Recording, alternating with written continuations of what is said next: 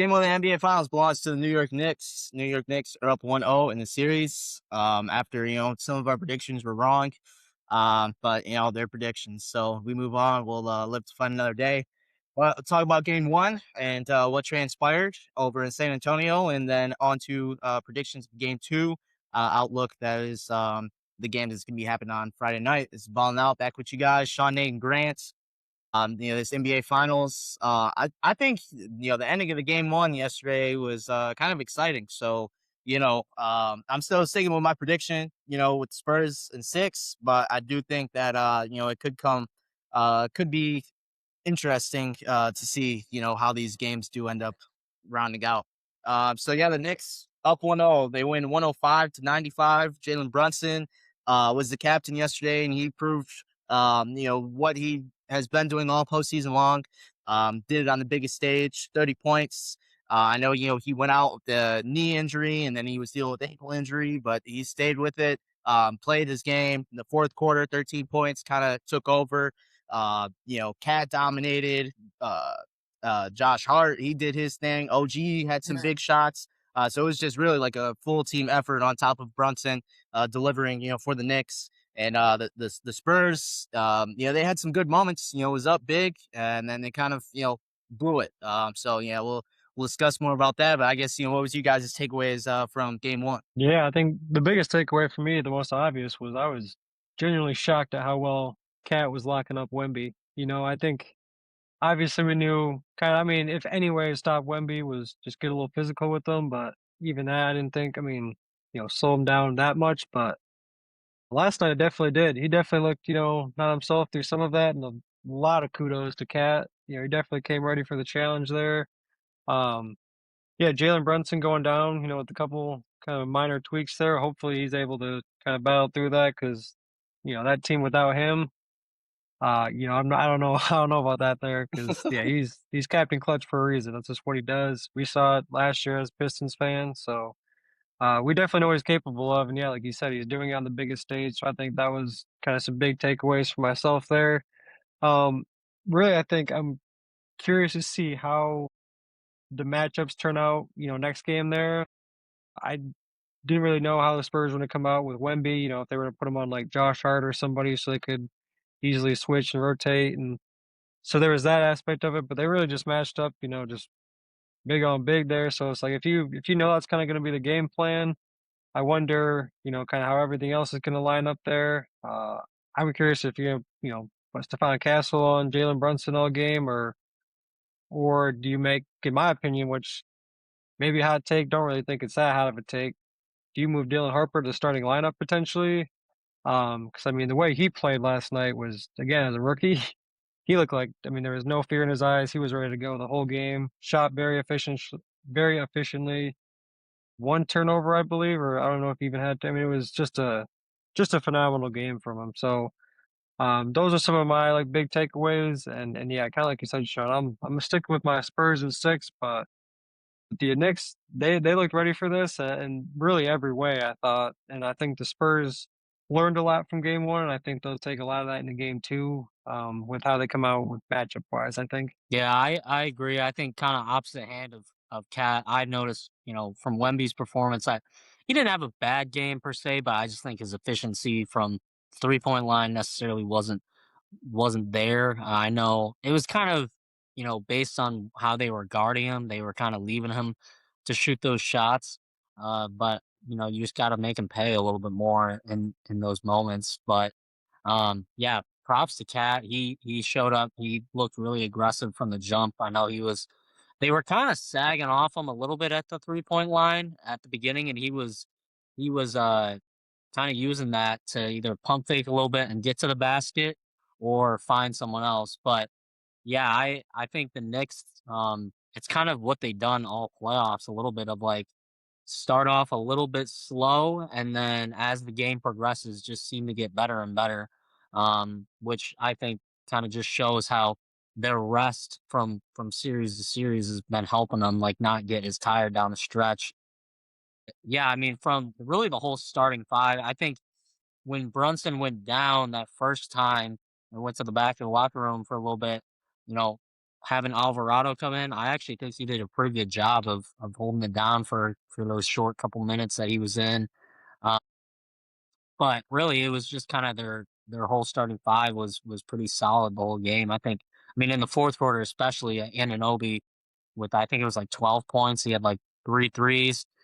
He was pretty locked in at the end there, which definitely helped them take that lead. But it was just exciting to see. I think having the logo on the court, the championship on the court was cool, and just some of the pregame festivity stuff kind of added to the hype of the game. So I'm excited to watch tomorrow's game too.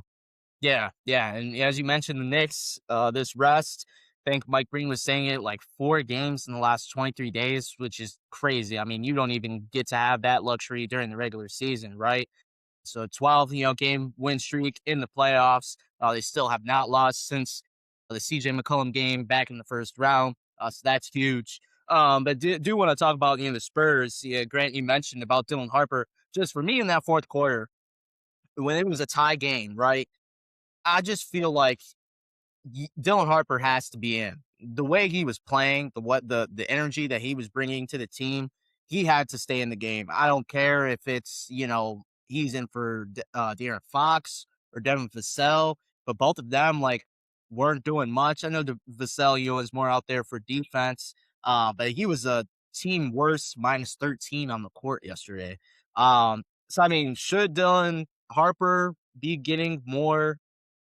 I wouldn't say more minutes because I mean he did play 28 minutes, but I mean should he be featured more in the fourth quarter or in the clutch moments over the likes of maybe Vassell or Fox? Yeah, I think definitely over Vassell for sure. I mean, it looked like all game. Yeah, he just was kind of getting torched out there by Brunson for the most part, especially at the very end. I mean, not the whole entire game, but really down at the end, and you just kind of had to make a different decision. And I think everything that Harper did up to that, like I don't know how you could have looked at that and said, that doesn't give us a spark. That's not gonna put us to where we need to go. And I just think that's just poor coaching decision there. Because as you saw at the very end of the game there, the Spurs had the lead. They just, couldn't buy a bucket the last, what was it, 2 minutes, minute 30, whatnot. Um, I think he would have been able to add a little bit more. So yeah, personally, and to your point too, I also think, yeah, I would play him potentially over Fox as well. I don't think Fox has looked great at all. Shout out Gavin Gerke on that one because yeah, you know he's top five all the time, right? Yeah, so I just yeah, stuff like that, I think it's just a poor coaching decision in the moment there. So that's why I was really harping on like the different matchups there. I think you could just have a better matchup with Dylan Harper in there. I think even defensively, I thought he was holding his own there. I think um obviously I think I give the nod to Vassell being the better defender, but in terms of flipping that around, I think Dylan Harper would be able to drive because he's just a bigger guy than uh, Jalen Brunson, and so I think if he's able to attack him off the dribble there, you have offense. You're able to kick out more. It's not so much just kind of I feel like dish it down to Wemby or wherever he's at and just kind of letting him do whatever. I think there is definitely more help. I mean, Stephon Castle, I think it just as a team, actually, matter of fact, I just think the Spurs will shoot better.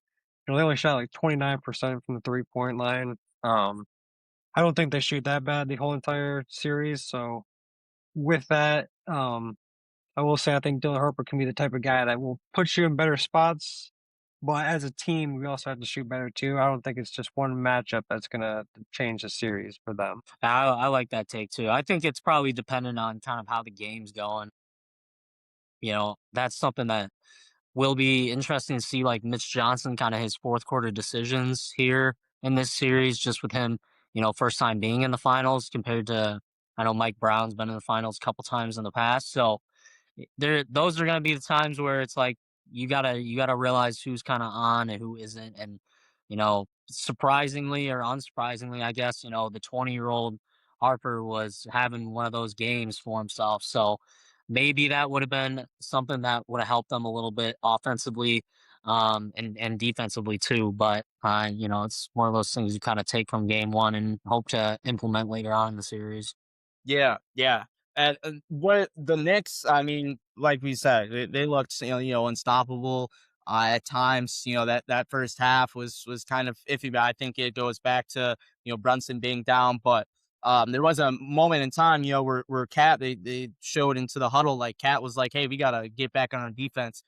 Are we overlooking the Knicks defense? Yeah, I mean, the thing with San Antonio, I think you got a lot of like, I mean, Wemby can just do so much. So I think it's more just like the presence of San Antonio's defense in that aspect. But like guy for guy, player for player, the Knicks defensively are one of the most like sound teams out there. There's no doubt about that. And so, um, I mean, I think it's pretty even overall. I'm not ready to be like, the Knicks are so much better defensively or so much worse. I think it really is, pretty neck and neck. So I think, with that, my whole thing with picking the Spurs too is I really didn't think Cat was going to be able to, kind of contain Wemby. I think just that kind of shocking difference in how he's looked against the Thunder and everybody versus that very, again, it's one game too. I'm not going to make too much of a deal of it, but he definitely did not look himself. Like Nate mentioned, it wasn't necessarily a bad game overall, but like shooting wise, yeah, you expect him to be more efficient, like you said, and so hopefully,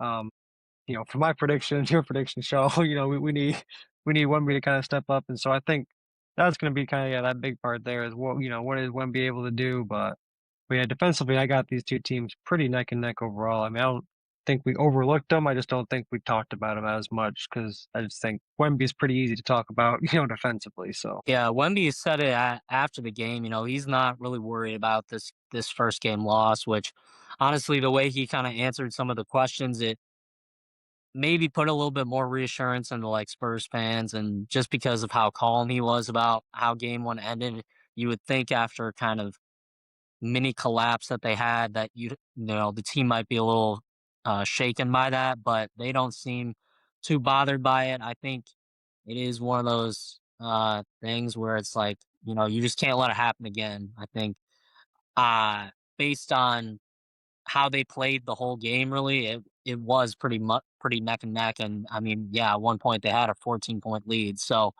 they know that they can close it out. It's just a matter of, you know, finishing out those last couple minutes of the game. So, but based on, their defense, I think it wasn't necessarily a horrible showing. They just had to, close it out. Yeah, no, I agree. 19 instances in the NBA Finals history where the road team has won game one. Only 9 of those teams have gone on to win the NBA championship. And we saw that last year. Pacers took game one, and they ended up, taking the Thunder to 7, but they ultimately fell, in 7 games. We could say about, the Halliburton injury or whatever, but it's in the past, so can't do nothing about that. But game two, what do you guys think the Spurs need to do differently? I mean, obviously for me, first thing is Wemby's got to be more efficient, right? I mean, I don't know how many analysts, former NBA players can say it, but like he's got to post up. I mean, I understand, that you can just shoot over everyone, but you're not Kevin Durant, man. You got to post up a little bit. Even Kevin Durant posts up sometimes. So I just, would like to see that a little bit more. And I think also for me, it's also like you mentioned, Grant, both of you guys, Mitch Johnson and his game plans. Because former or not former, but current sixth man of the year, Kelvin Johnson, 8 minutes yesterday. Harrison Barnes, 12 minutes. I don't think Harrison Barnes has really even played much in this playoffs. Carter Bryant, 4 minutes. So I understand, it's the finals and things might change a little bit, but I do think that Miss Johnson needs to change up, a little bit of things going forward in this series. But I do think that I, I said this about game one, but I do think that the Spurs will take game two and tie the series up going to New York. yeah, no, but I agree with all those points there for sure. No doubt about that. And kind of yeah, just to the whole kind of Mitch Johnson thing is right there. I think if you're able to put Dylan Harper in for more of those minutes, I think a lot of that can be solved right there. Like I like what Dylan Harper brought to the game there. I think kind of running those high pick and rolls with Wemby there, I think would work out efficiently there. If you're able to get Jalen Brunson to switch onto him, I just think there's more offense you can create with him on the court there, and so yeah, like, again, everything you said, I won't go just beat the dead horse there, but yeah, I think that's for me like the biggest thing. I think they can just get so much more offense and get more consistency if they're able to play him more because really De'Aaron Fox and Vassell didn't really have greatest game, offensively, especially not Fox. So you definitely just gotta be able to find more offense from somewhere other than, just forcing or hoping that Wemby's gonna play better because I think naturally he will get better, but they're still in for a lot of hurt, I think, if they're not, able to stop Jalen Brunson for one. So I think how do they match up with him? How do they use like Stephon Castle? I think he's a phenomenal defender. But then you're gonna leave a guy like Josh Hart, which Josh Hart played probably one of the better games I've seen, in game one there. So just definitely I think for me matchups for sure. But I really like to see in the matchups is, Dylan Harper get some more PT.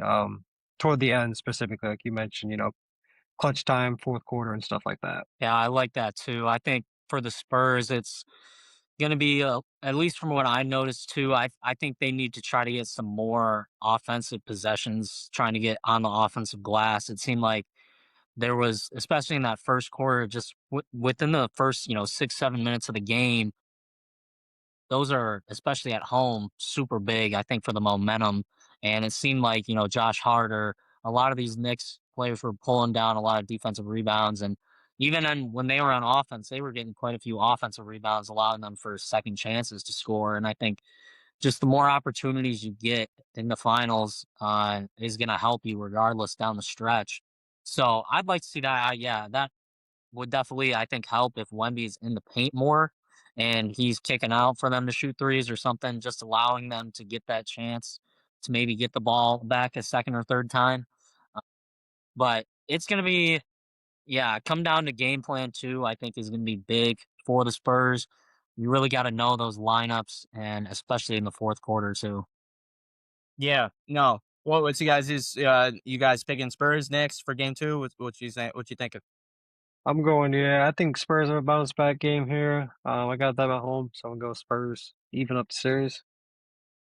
Yeah, looking back at it now, it's funny because I probably should have said, "Oh, Knicks are going to steal game one, and then the Spurs are going to bounce back." But I was going to take the Spurs and then the Knicks going into the Garden. But I'll stick with the Spurs for right now, and then after that, well, I think the Knicks probably get another one back. I don't think this series will be one where one team wins two or three in a row. It's going to have to end like that, at the end of the series. But at least for these first four games, I think it might be a little bit of back and forth. Yeah, I agree. Spurs are 5.5 favorites right now, according to DraftKings, in this game. So a lot of other people are also looking to the Spurs to take game two. So yeah, so the game two will be on Friday nights. And we'll see. That'll be the last game before we turn it over to New York, which will be game three on Monday nights. The last thing before we do end today's show, I don't know if you guys have seen or anything or heard of this 82-0 website that somebody created.